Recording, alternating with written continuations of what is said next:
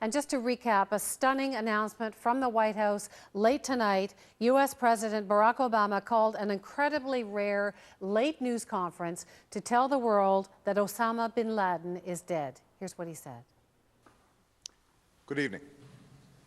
Tonight, I can report to the American people and to the world that the United States has conducted an operation that killed Osama Bin Laden, the leader of al-Qaeda, and a terrorist who's responsible for the murder of thousands of innocent men, women, and children. So shortly after taking office, I directed Leon Panetta, the director of the CIA, to make the killing or capture of bin Laden the top priority of our war against al-Qaeda, even as we continued our broader efforts to disrupt, dismantle, and defeat his network.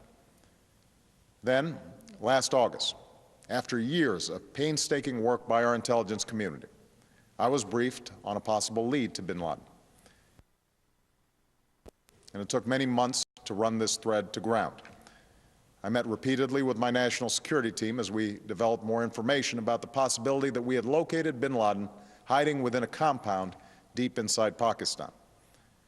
And finally, last week, I determined that we had enough intelligence to take action and authorized an operation to get Osama bin Laden and bring him to justice. Today, at my direction, the United States launched a targeted operation against that compound in Abbottabad, Pakistan. A small team of Americans carried out the operation with extraordinary courage and capability. No Americans were harmed. They took care to avoid civilian casualties. After a firefight, they killed Osama bin Laden and took custody of his body. The al-Qaeda leader was killed in a U.S. targeted operation in a mansion outside of Islamabad, Pakistan, with the cooperation, Obama was careful to note, with the cooperation of the Pakistani government, along with apparently several members of his family. The U.S. now has his body and has confirmed its identity as bin Laden.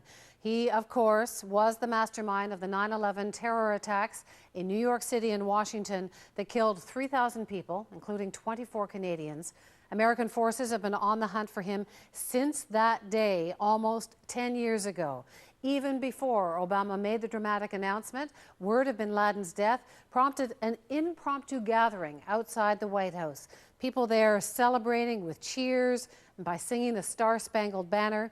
We take a look now at the crowd. It started out just a couple of dozen people. It looks like there are hundreds of people now who have gathered to try and share this moment. There was a plane that went down just outside of Washington by the Pentagon, of course. They were touched personally by this. Every American, this is a moment every American knows exactly where they were the day that those planes hit.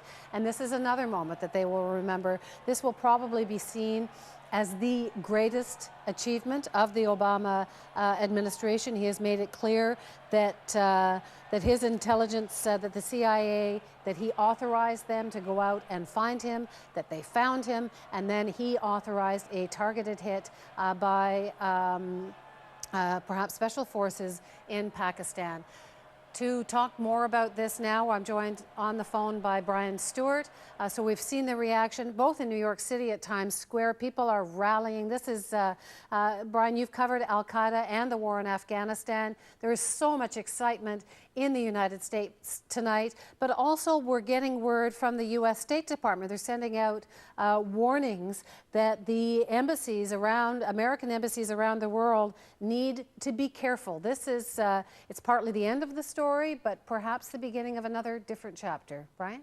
Well, there's no doubt that al-Qaeda will have to try and strike back. After all, this is a major defeat for them after a long series of defeats over the last few years in which they've had thousands of their operatives arrested. They've missed out on the whole Arab Spring uprising, has been a pivotal player in that. They've been more or less on the sidelines, and now they've lost their leader, their inspired leader for well over 15 years now. So they will strike back where they can, and I'm sure this is well taken into all the calculations.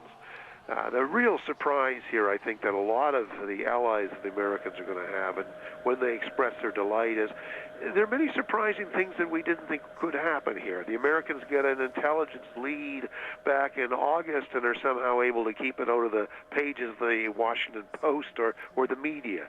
They're able to work successfully, it seems, with the Pakistan intelligence apparatus for once, without a major betrayal taking place. That they skillfully are able to get an attack team of special forces in to conduct this operation, which is not something the Americans have been terribly successful at doing for many, many years now. And they pull it off without apparent any casualties to themselves. And it should be noted that Obama was always surrounded by a very heavily armed and very intense bodyguard apparatus himself. So when they mention a firefight, it probably was a significant firefight. So a lot of people, including Al-Qaeda itself, I think, are going to be a bit surprised by the degree of success the Americans were able to pull off here. And it will be a major morale booster, which may have a good deal of political import down the road. All right, Brian, so much to talk about. This is going to be a story that's going to carry out over the next few days. We're seeing more and more people pouring into the streets in Washington. Just thank you so much. And for a look at Bin Laden's life, here's the CBC's Carol Off. This is the face that came to symbolize America's worst nightmares. The image appeared on TV screens around the world almost every hour after September the 11th. And yet, for his followers, the face symbolized their longings for revenge. It's the inspiration for a holy war against all things Western. There's a mythical Osama bin Laden and then a historical Osama bin Laden, and the two are very different people. The mythical Osama bin Laden is a great war hero that almost single-handedly drove the Soviet army out of Afghanistan and then turned his evil genius on the United States.